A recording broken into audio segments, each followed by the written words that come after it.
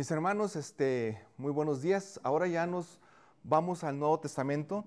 Ya una vez de haber estado algunas semanas, varias semanas o meses en el Antiguo Testamento con el libro de Josué, ahora regresamos al Nuevo Testamento y regresamos porque antes de Josué estuvimos también en Romanos.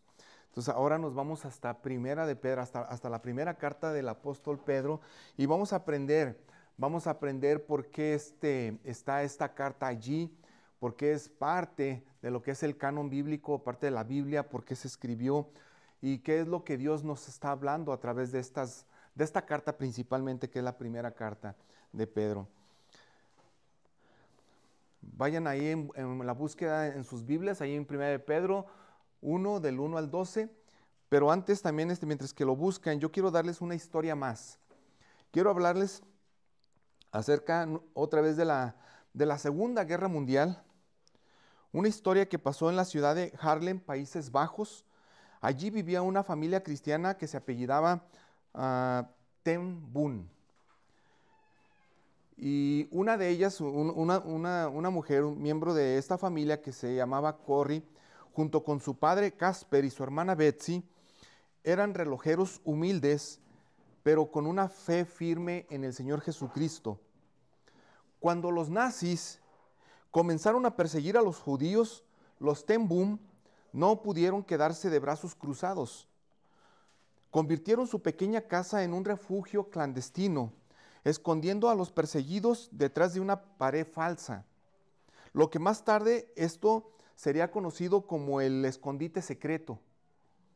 En 1944 fueron descubiertos y arrestados. Corrie y su hermana Betsy fueron enviadas a un campo de concentración en la ciudad de Ravensbrück, un lugar donde había hambre, mucho frío, enfermedades y mucha crueldad indescriptible. Betsy, su hermana, allí moriría en ese campo de concentración. Pero antes de hacerlo, le dijo a Corrie, su hermana, unas palabras que marcarían su vida. Y la misma Corrie escribió esto y ella dijo esto: no hay un pozo tan profundo que el amor de Dios no sea aún más profundo. Y ella siguió diciendo: mi seguridad no estaba en mi capacidad para soportar el sufrimiento, sino en la fidelidad de Dios que prometió que nada nos separará de su amor en Cristo Jesús. A pesar de la oscuridad, mis hermanos, en ese campo de concentración, Corrie testificó que vio brillar la esperanza viva del Evangelio. Allí las mujeres oraban, compartían escrituras en textos pequeños escondidas en una pequeña Biblia y cantaban himnos. Corrie comprendió que aunque el mundo podía quitarles todo, la libertad, la salud, los mismos seres queridos, no podía arrebatarles la herencia que tenían en Cristo Jesús. Ahora abran sus textos, por favor, ahí en 1 de Pedro, del 1 al 12. Lo van a leer ustedes en sus Biblias porque está algo larguito, no lo tengo aquí. Pero vayan a 1 de Pedro 1, del 1 al 12, yo lo leo y ustedes sigan ahí con su vista. Dice así: Pedro, apóstol de Jesucristo, a los expatriados de la dispersión en el Ponto, Galacia, Capadocia, Asia y Bitinia, elegidos según el previo conocimiento de Dios Padre, por la obra santificadora del Espíritu, para obedecer a Jesucristo y ser rociados con su sangre. Que la gracia y la paz les sean multiplicadas a ustedes. Bendito sea el Dios y Padre de nuestro Señor Jesucristo, quien según su gran misericordia nos ha hecho nacer de nuevo a una esperanza viva mediante la resurrección de Jesucristo de entre los muertos, para obtener una herencia incorruptible, inmaculada y que no se marchitará, reservada en los cielos para ustedes.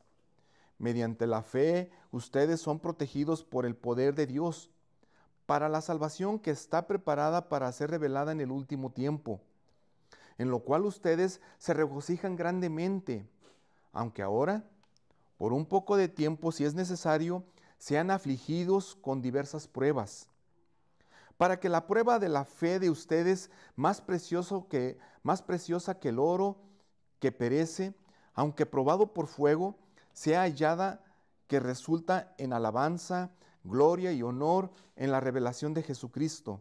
Versículo 8. A quien sin haber visto, ustedes lo aman, y a quien ahora no ven, pero creen en Él, y se regocijan grandemente con gozo inefable y lleno de gloria, obteniendo como resultado de su fe la salvación de sus almas. Acerca de esta salvación, los profetas que profetizaron de la gracia que vendría a ustedes diligentemente inquirieron y averiguaron, procurando saber qué persona o tiempo indicaba el Espíritu de Cristo dentro de ellos, al predecir los sufrimientos de Cristo y las glorias que seguirían.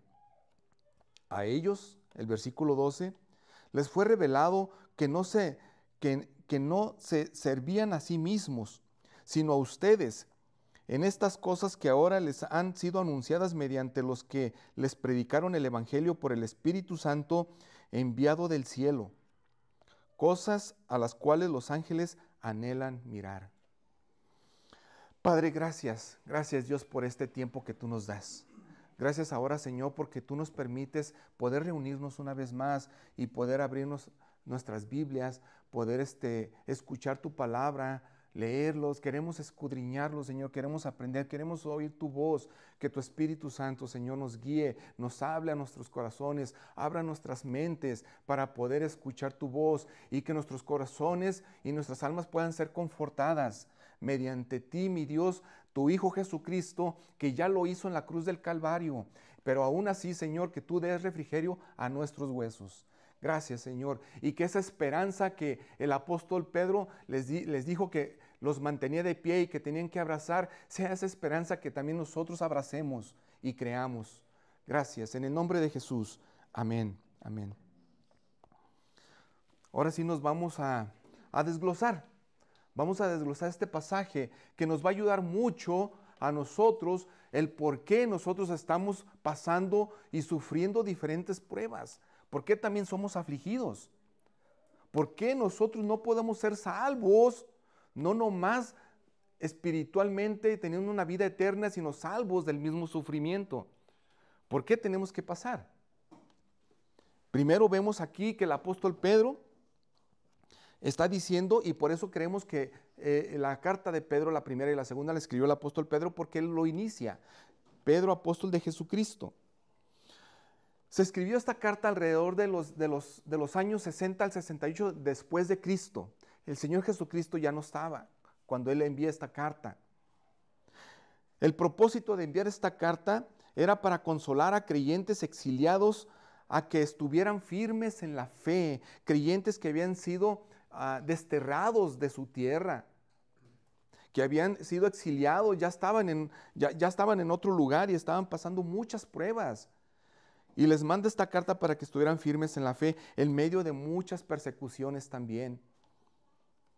Los destinatarios eran los escogidos, que son peregrinos de esa llamada diáspora que le llaman así, de ese exilio que los envían. Entonces, les envía esta carta a cristianos, a una iglesia, a cristianos en los cuales estaban pasando por muchas pruebas. Y se los envía, dice el versículo 1 también, a la dispersión o los expatriados del Ponto, Galacia, Capadocia, Asia y Bitinia.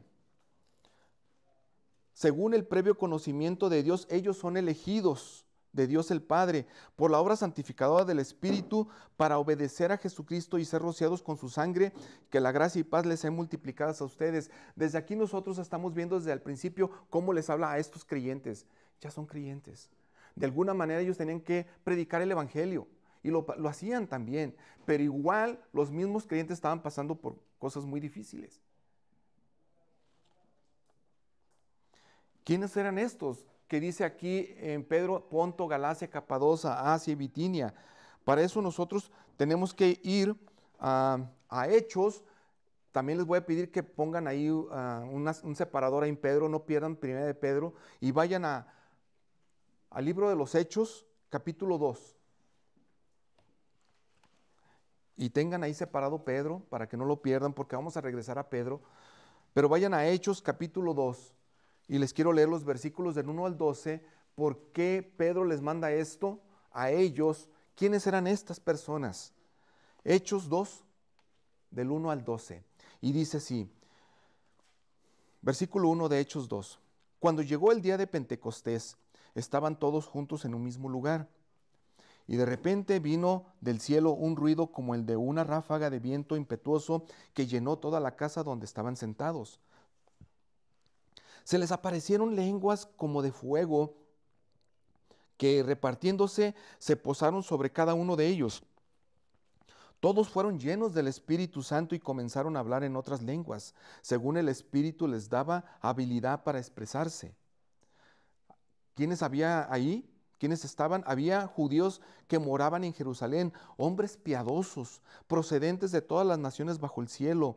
Al ocurrir este estruendo, la multitud se juntó y estaban desconcertados porque cada uno los oía hablar en su propia lengua.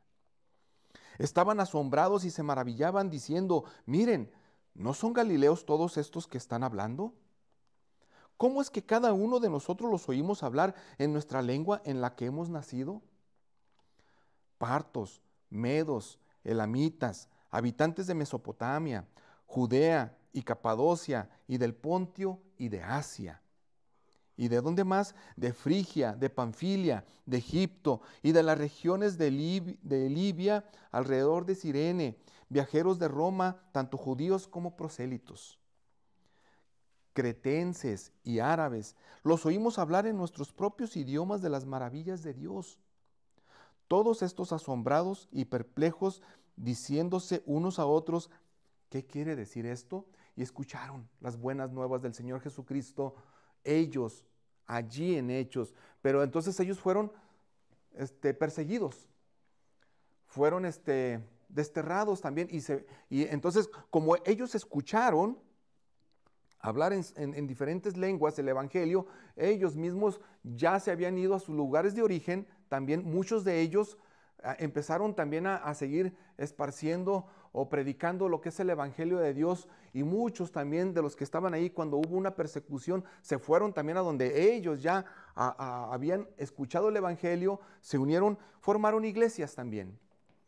Bueno, ahora si regresan a Pedro, entonces Pedro ya les va a predicar a ellos porque están pasando tiempos muy difíciles. Todos estos lugares que se están nombrando tanto en Hechos, al menos los de aquí de Pedro, que es Ponto, Galacia, Capadocia, Asia y Bitinia, estaban dentro del imperio que Roma dominaba, era dentro del imperio romano, en lo que ahora es Turquía para nosotros. Pedro está escribiendo a creyentes esparcidos por estas regiones, muchos de ellos convertidos, aunque también había judíos dispersos, estaban revueltos, que vivían como extranjeros y peregrinos en medio de una cultura pagana. Muchas cosas, mucho de esto se parece a lo que estamos viviendo hoy, el día de hoy, nosotros. Aunque nuestra persecución de nosotros fue diferente, aunque nuestra necesidad tal vez muchos de nosotros fue diferente, muy parecida para algunos, muy diferente para otras. Venimos también nosotros por necesidad también. Creo que la mayoría de nosotros no se quedó aquí por paseo, sino que venimos y quisimos hacer cosas diferentes, cosas que no podíamos hacer en aquellos países, y venimos y las estamos haciendo aquí. Aún aquí nosotros seguimos siendo perseguidos en un sentido también, pero por la doctrina o lo que es el secularismo, que es aquellos que niegan una verdad absoluta, anticristianos, antibíblicos. De esa manera también nosotros podemos estar siendo perseguidos en un sentido, y estamos pasando aquí eso, más las pruebas que nosotros pasamos y las aflicciones que nosotros pasamos en la vida, con nuestros seres queridos, con nosotros mismos, con la necesidad de trabajar, la salud, la enfermedad. Se le agrega también el tema doctrinal. Es por eso que desde el saludo inicial de Pedro en estos dos versículos, Pedro subraya que su identidad es celestial más que una ubicación terrenal. Cuando Pedro dice estas áreas, y eso es geográfico, en el 3, o sea, en el versículo 2, perdón, ya le está diciendo su identidad va más allá de su geografía. Y lo de nosotros también, nuestra identidad no va tanto en que seamos de ciertos países geográficamente, México, El Salvador, Guatemala, Venezuela, va más allá. Nuestra identidad está en algo mayor. Y dice el 2, ellos fueron elegidos, desde el 1, fueron elegidos según el previo conocimiento de Dios Padre, por la obra santificadora del Espíritu, para obedecer a Jesucristo y ser rociados con su sangre. Que la gracia y la paz les sean multiplicadas a ustedes. Vean la identidad que les da. Ustedes son estos. Ustedes son así, son elegidos por Dios, santificados por el Espíritu Santo, apartados, salvos, más de estas áreas donde ustedes nacieron. Pero ya en el versículo 3, es el versículo 2, en el versículo 3 dice, bendito sea el Dios y Padre de nuestro Señor Jesucristo, quien según su gran misericordia nos ha hecho nacer de nuevo a una esperanza viva mediante la resurrección de Jesucristo de entre los muertos. Nosotros estamos hechos, creados, para que en nuestra vida le demos la gloria a Dios y exaltemos la gloria de Dios, pase lo que pase. Así somos creados.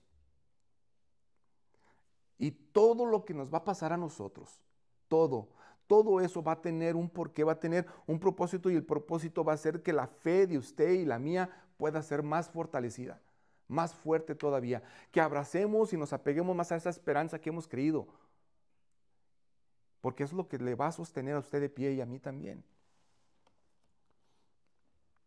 Y por eso dice Pedro, si ustedes son elegidos por eso y han sido apartados por el Espíritu Santo, bendito sea Dios. Bendito sea Dios.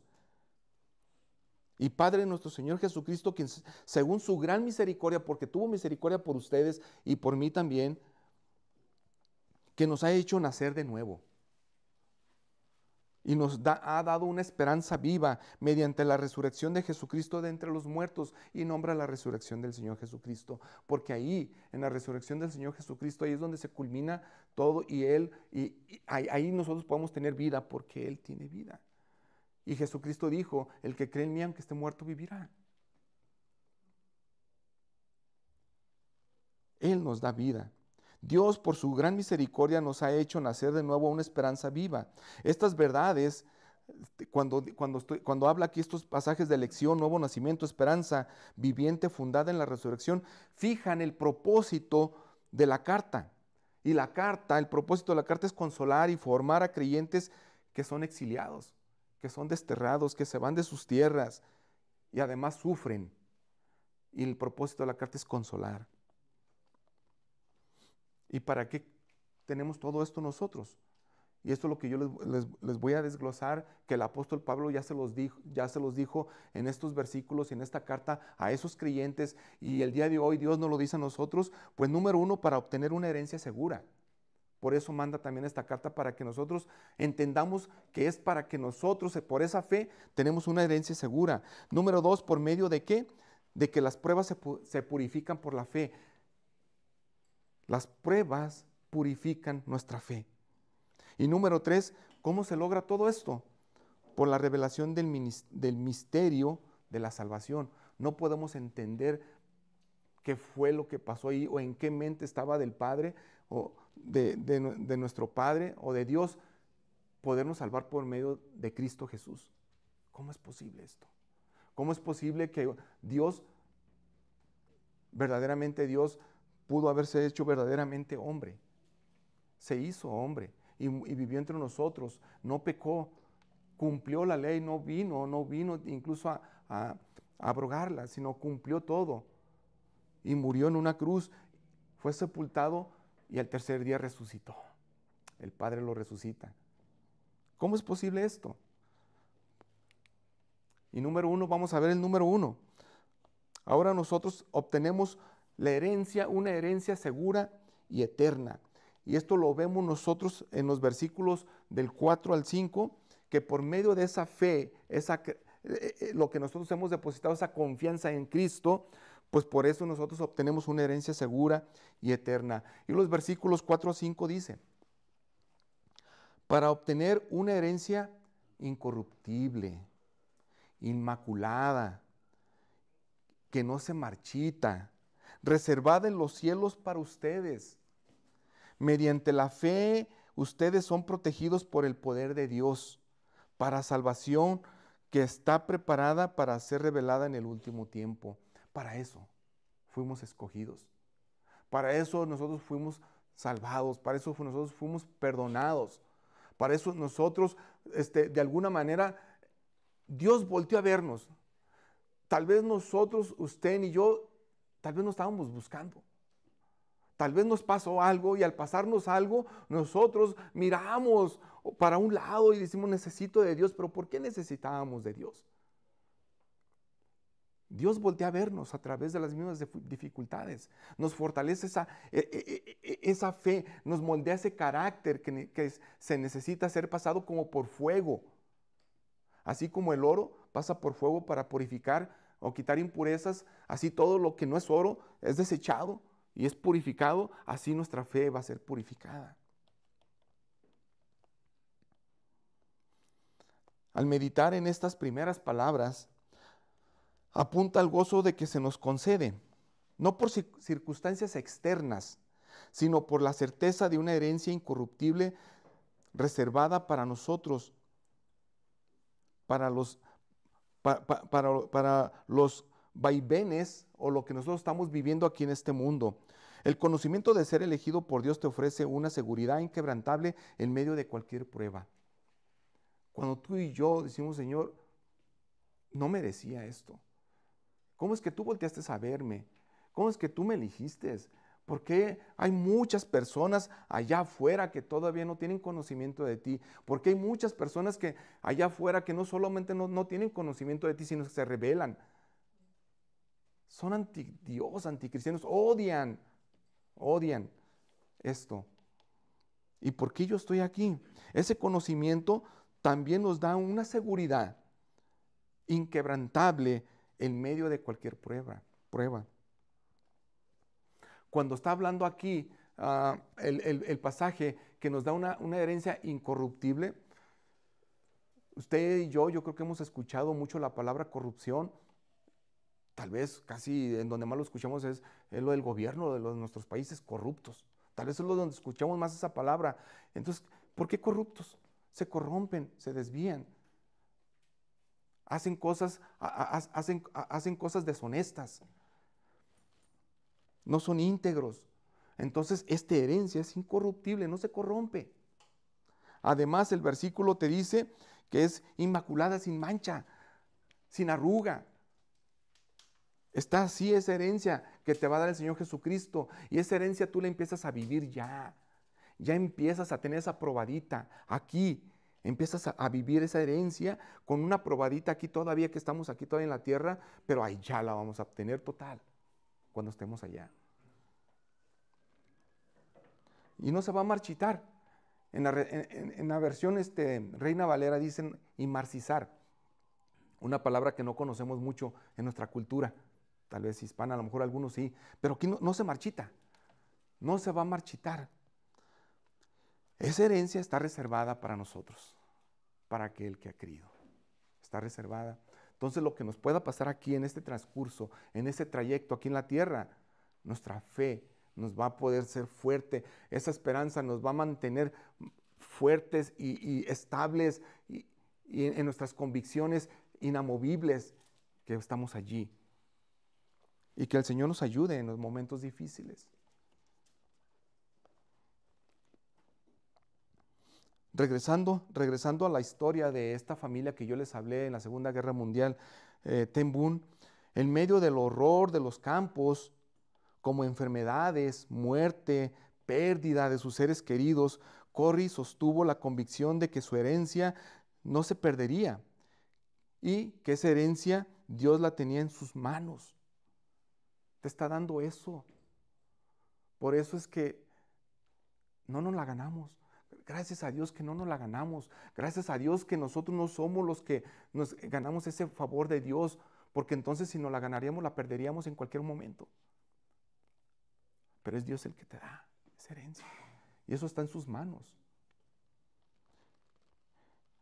para entender un poco más el concepto de herencia, en otras palabras, es que la palabra central de herencia, originalmente en el griego que se pronuncia de esta manera, bueno, que más que nada dice así porque no sé muy bien cómo se pronuncie, cleronomian, habla o da el sentido de posesión por heredad.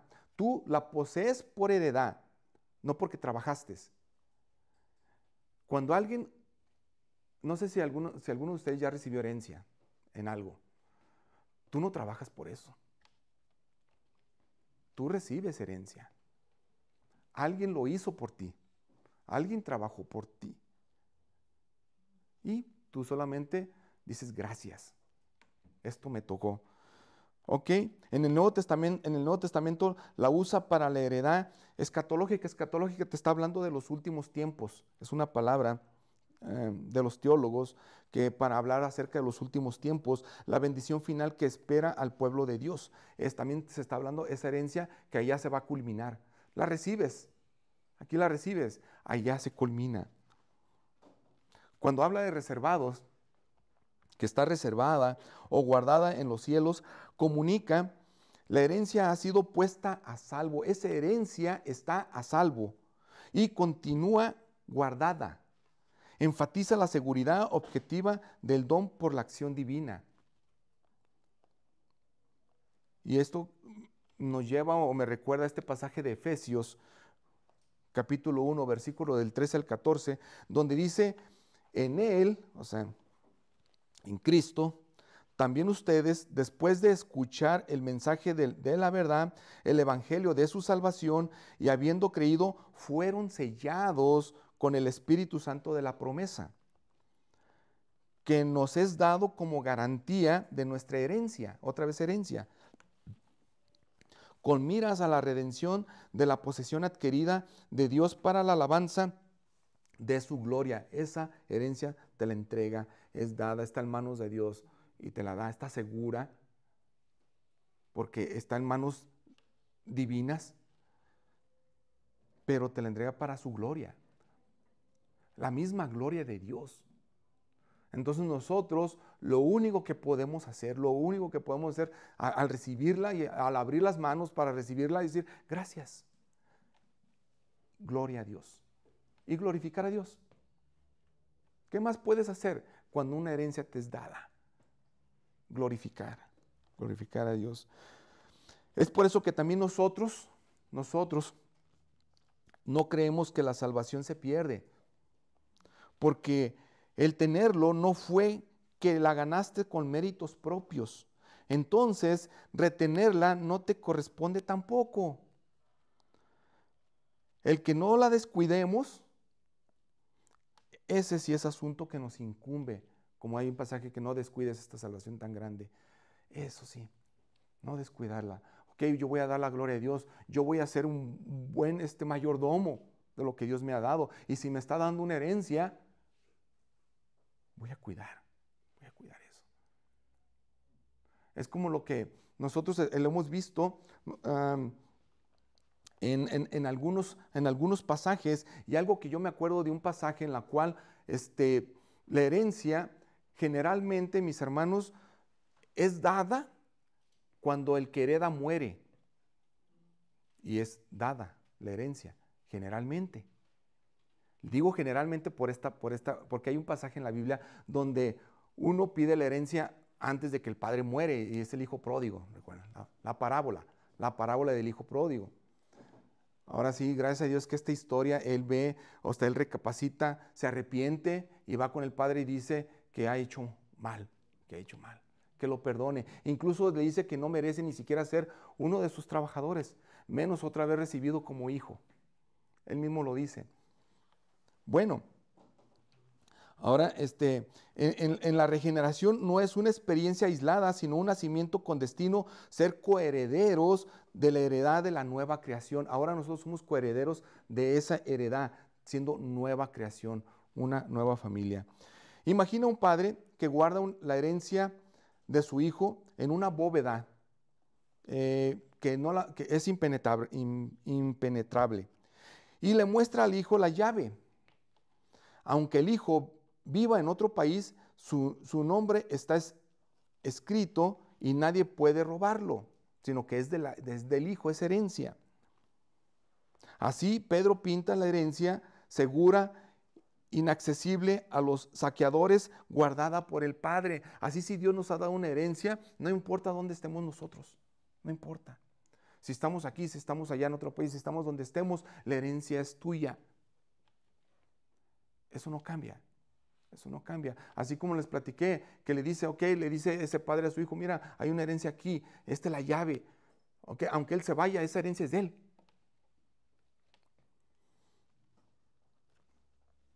Recuerdo, mis hermanos, que una vez abrí yo una cuenta de seguridad en el banco. No sé si ustedes han hecho eso. Y me dijeron que tenía derecho a una caja gratis, y como era gratis, pues démelo. ¿Ah? Dije, bueno, ¿para qué será esa caja de seguridad? Pues no la necesitaba, que iba a guardar yo en una caja de seguridad. Y bueno, la tomé porque pues me dijeron, no te cuesta nada, es gratis. Entonces pregunté que qué podía guardar allí. Yo andaba hasta ni sabía. Dice, cosas de valor, me dijeron, cosas de valor puedes guardar ahí. Solamente no me digas qué vas a guardar, dice, pero cosas de valor, o sea, yo no quiero saber. Me decía la persona, pues entraba yo de preguntón. Entonces, y solamente usted va a tener la llave. Nadie va a tener la llave. No hay una segunda llave, me dijeron, de esa caja. Pues pasaron los años, pasaron tiempo, nunca la usé. No supe dónde quedó la llave. Esa llave. Después de tiempo, mis hermanos, después de años, pues el banco iba a cerrar sus puertas. Y me mandaron un mensaje, un email que me decían, tienes este par de meses, o no me acuerdo cuánto me dijeron, estos días, 90 días, dice, para que tú vengas y saques tus pertenencias. O sea, pues tus cosas de valor. Pues yo sabía que no había nada. ¿Ah? Dice, entonces, pues yo dije, bueno, pues que cierren, pues no hay nada.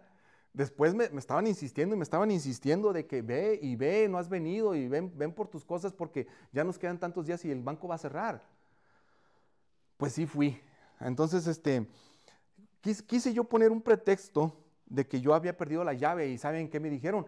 Pues vente, porque como ya vamos a cerrar, va a venir pues no sé si era cerrajero o algo, y él puede abrir tu caja sin llave porque le va a hacer hoyo. Entonces, pues tú vente. Pues ahí voy yo. Y entonces llegué yo allí, y sí, ya tenía yo la cita y estaba ya el cerrajero. Entonces, cuando ya entramos a la bóveda, porque entras a la bóveda, entramos 3 ahí.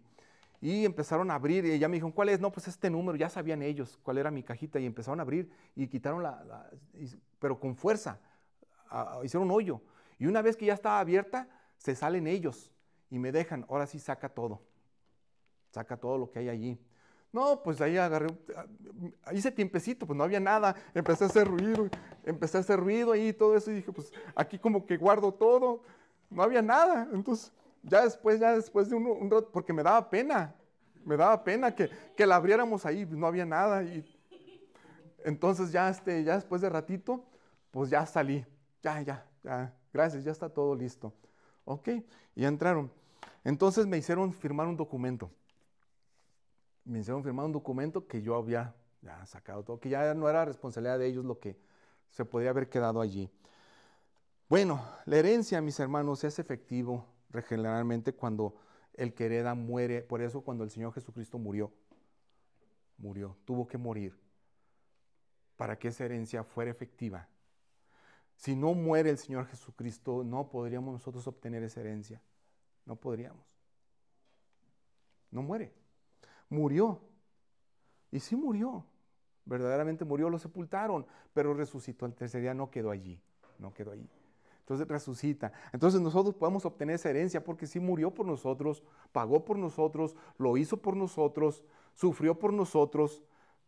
Nuestras heridas, dice Isaías 53, que nuestras heridas por Él fueron curadas. Nuestras llagas. Y esto lo vemos nosotros en Hebreos 9:15.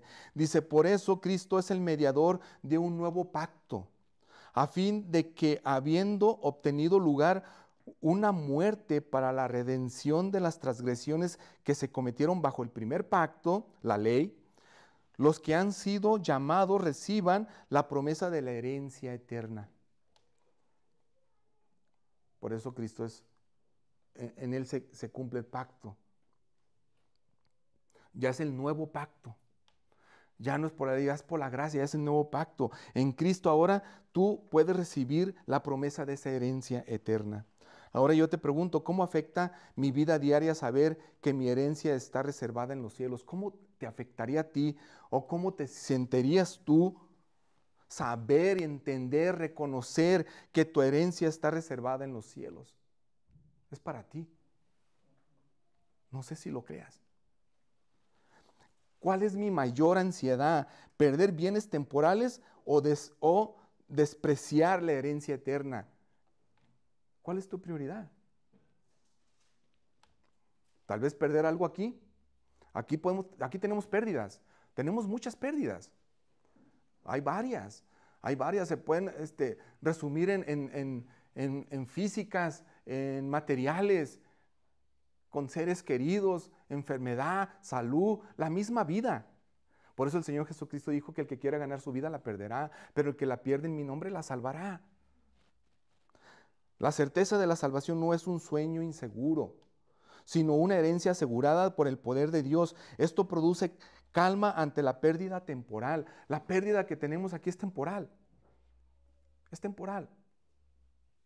Nunca voy a decir de que es poca, de que nosotros tal vez eso no lo tenemos que tener por mucho. No, es muy doloroso, es mucho la pérdida, pero es temporal.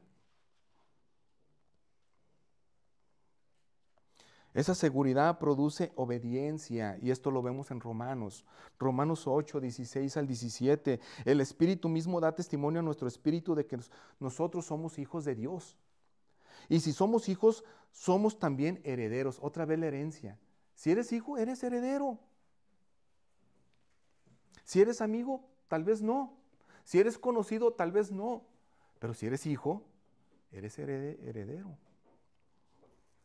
Herederos de Dios y coherederos con Cristo. Vamos a estar con Cristo allá. Vamos a tener un cuerpo glorificado como el de Cristo, pero allá. Aquí todavía no. Si en verdad padecemos con Él a fin de que también seamos glorificados con Él. ¿Padeceremos? Sí, vamos a padecer. ¿Sufriremos? Sí, vamos a sufrir. Pero al fin vamos a estar allá. ¿Por medio de qué obtenemos esta herencia? Y quiero llevarlos a este otro punto, la purificación de fe por la prueba. Entonces, esta herencia la obtienes por medio de esa purificación de fe por la prueba. Y esto lo vemos en 1 de Pedro 1, del 6 al 9. No sé si aquí lo tengo, pero va a estar bien chiquito. 1 de Pedro 1, puede leerlo en su Biblia. 1 de Pedro 6 al 9, y dice: en lo cual ustedes se regocijan grandemente, aunque ahora por un poco de tiempo, si es necesario, sean afligidos con diversas pruebas. Ahora sí el 7, para que la prueba de ustedes, más preciosa que el oro que perece, aunque probado por fuego, sea hallada que resulta en alabanza, gloria y honor en la revelación de Jesucristo, a quien sin haber visto, ustedes lo aman, y a quien ahora no ven, pero creen en Él, y se regocijan grandemente con gozo inefable y lleno de gloria, obteniendo como resultado de su fe la salvación de sus almas. Miren, el mismo Pedro que negó al Señor Jesucristo, ese mismo Pedro que se adelantaba tal vez a contestar, ese mismo Pedro que también cuando el Señor Jesucristo les dijo: y ustedes, ¿qué dice la gente que quién soy yo? ¿Y qué dicen ustedes que quién soy yo? Y decían ellos, pues contestaban, pues algunos dicen que Juan el Bautista, algunos dicen que Elías, algunos dicen que un profeta. Y les pregunta: ¿y ustedes quién dicen que soy yo? Y contesta Pedro. Pedro es el que contesta: tú eres el Cristo, el Hijo de Dios viviente. Y Jesucristo le responde y le dice: pues eso no te lo ha revelado sangre ni hombre, te lo ha revelado mi Padre que está en los cielos. Ese es el Pedro que escribe esto. Ese es el Pedro que conoció al Señor Jesucristo. Ese Pedro también fue el que escribe y dice, ustedes que no lo han visto, dice el 8, dice, a quien sin haber visto, ustedes lo aman. Pedro sí lo vio, sí estuvo allí, pero también lo negó, también falló. Se arrepintió también. Incluso cuando el Señor Jesucristo murió, ya todos los apóstoles ahí ya estaban como cada quien otra vez en el camino que estaban antes. Los que pescaban se iban a pescar y lo que estaban haciendo ya se iban. Se fueron como diciendo ya se acabó todo. Y se fueron a hacer sus cosas, sus actividades que antes hacían. Sin embargo, al tercer día resucita. Y después los llama y les dice, se les aparece también. Y después les dice, vengan a Galilea. Y ahí les voy a decir lo que tienen que hacer. Ahí es donde viene la gran comisión. Y los comisiona y los envía. Pero el Señor Jesucristo asciende a los cielos. Ese es Pedro. Y dice, ustedes, muchos de ustedes no lo ven, pero ustedes lo aman. A quien ahora no ven, pero ustedes creen. Y se regocijan grandemente con gozo inefable y lleno de gloria. Ahora a nosotros no nos tocó verlo con nuestros ojos. Eso pasó hace 2000 años, pero ahora tenemos todo esto escrito. Y muchos de ellos, incluso Pedro allí, cuando estaba escribiendo esta carta en el primer siglo, muchos de ellos ya no lo vieron. Y estamos hablando del año 60, 68 después de Cristo, y muchos no lo vieron ahí. Este pasaje nos ayuda a reconocer que a pesar de las dificultades y sufrimientos que enfrentamos nosotros hoy, nuestra esperanza viva en Cristo nos capacita para vivir con alegría y confianza. Dios nos capacita. Nosotros no podemos, pero Dios es el que nos capacita para poder vivir con confianza y con gozo, un gozo que no se puede describir. Un gozo. ¿Cómo nosotros podemos gozarnos en la tristeza? Es un gozo que el Señor nos da y nos capacita. ¿Por qué? Por esa esperanza viva. Nos anima a ver nuestras pruebas como una oportunidad para refinar nuestra fe y acercarnos más a Dios. Te acerca más a Dios.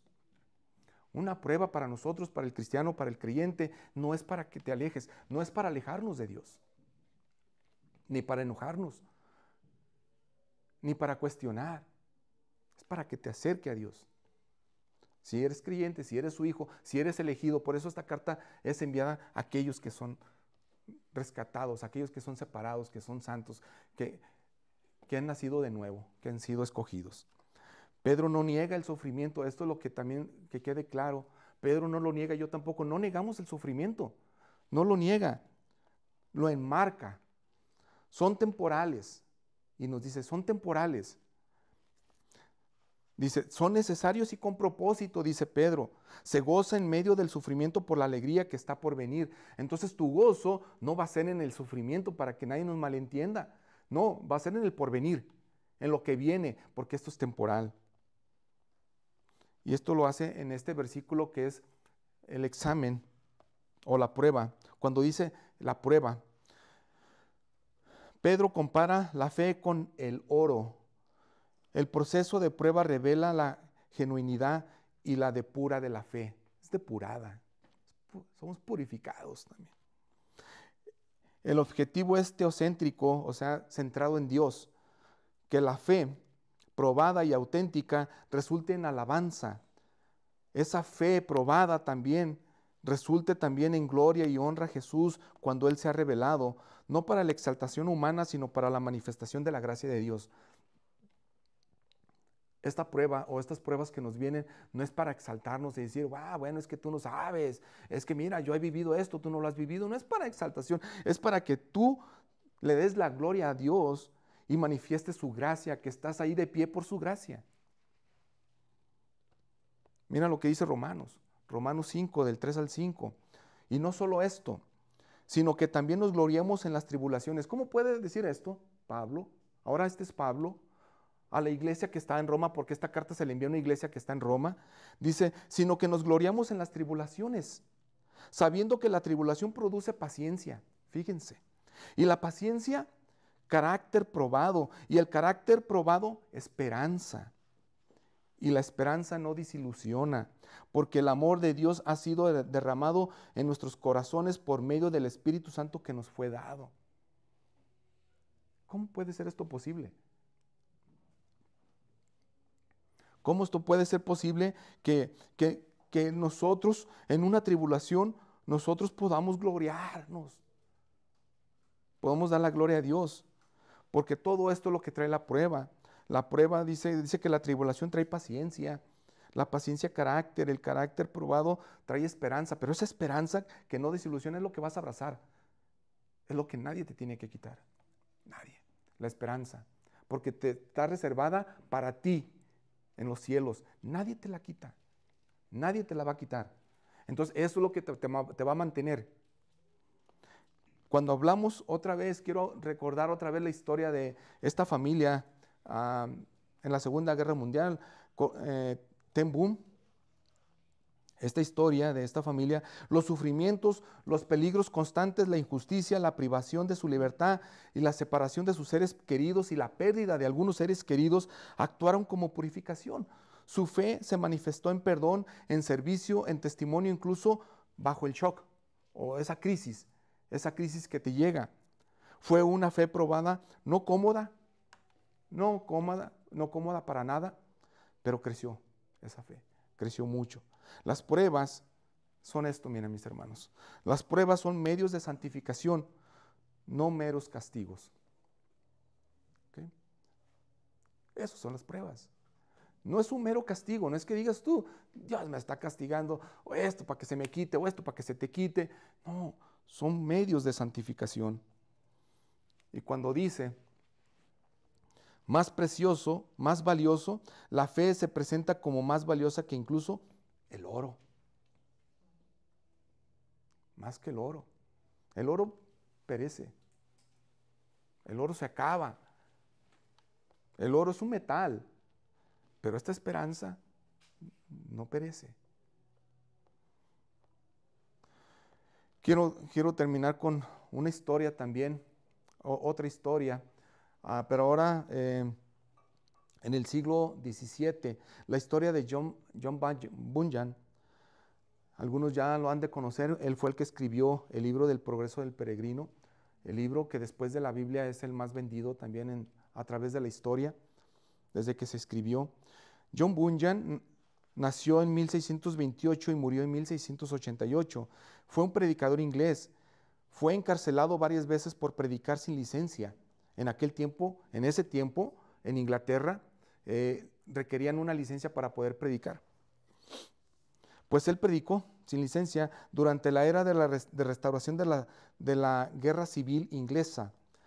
La más famosa de sus prisiones fue en la cárcel de Bedford, donde estuvo encerrado 12 años, de 1660 a 1672. 12 años fue encarcelado allí. Bueno, miren, él tenía una hija que era cieguita. Era cieguita. Entonces, esa niña, en 12 años que él estuvo encerrado, jamás la pudo ver. No la pudo ver. Y esa niña creció también, pero esa niña murió. Esa niña murió cuando él estaba en la cárcel. Entonces él pasó eso adentro, a pesar de estar allí, porque él predicaba de Cristo y lo metieron a la cárcel. Su hija, siendo cieguita, también muere y no la ve, jamás la pudo ver. Bunyan creció experimentando convicciones espirituales profundas, se dio cuenta que Dios le había regenerado y durante su estancia en la cárcel escribió este libro que se llama El Progreso del Peregrino. Una alegoría que muestra una gracia soberana que resalta el alma caída, lo que refleja la regeneración. El peregrino llamado cristiano, así le llama él, a este peregrino, le llama cristiano, parte de la ciudad caída hacia la ciudad celestial, seguro de su destino y tenía una esperanza. Es lo que este libro nos indica, que tenía una esperanza y él quería hasta el fin. Y todos los obstáculos que estaba pasando en la vida, que también pasamos nosotros porque somos peregrinos, nosotros aquí, y pasamos por obstáculos, él tenía eso en la mente, esa meta, esa estancia final. Y eso fue lo que llegó y lo logró al llegar, mientras que unos se detenían o unos quedaban en el camino. Aunque estuviera privado de su libertad, Bunyan tenía claro que su herencia no estaba en prisiones. Ahí no estaba su herencia, sino en los cielos. Su confianza no dependía de su libertad física. Es como nosotros, nuestra ciudadanía no es la de aquí. ni tampoco la de alguno de nuestros países. Nuestra ciudadanía está en los cielos. Esa es nuestra ciudadanía. La prisión fue una prueba muy real. Incomodidad, persecución. Imagínense prisionero ahí por 12 años. Pobreza, ser incomprendido. Esa prueba refinó su fe. Lo hizo más firme y produjo obras y literatura que han servido por generaciones. Ahora tenemos por él un libro que él escribió, que es el más leído después de la Biblia, o el más comprado después de la Biblia. En sus escritos, Bunyan vaticina la gloria venidera de Cristo, la esperanza futura, la liberación final de todo lo que pesa. Su esperanza no era ilusoria, estaba fundada en la resurrección de Cristo. Este escritor nos enseña que cuando somos verdaderamente regenerados por gracia, podemos mantener gozo, podemos mantener confianza y expectación más allá de lo visible. Nuestra expectación es más allá, va. Y nuestra visión no es tan corta ya. Aunque somos finitos, nuestra visión va más allá todavía. Aunque las circunstancias sean adversas. Y que los muros de la cárcel no roben esa herencia celestial. Tal vez tú estás pasando por algo. Tal vez una misma prisión, o tal vez la prisión es diferente. Tal vez estás aprisionado en otra cosa diferente. Tal vez es el mismo pecado, como dice la Biblia. Tal vez estamos presos o prisioneros del mismo pecado, ¿no? O puede ser otro tipo de prisión. Tal vez puede ser de emoción, tal vez depresión. Pero bueno, que esos muros no te roben esa herencia y que tú estés luchando por esa herencia. Dice Job 23:10, pero él sabe el camino que tomo. Cuando me haya probado, saldré como el oro.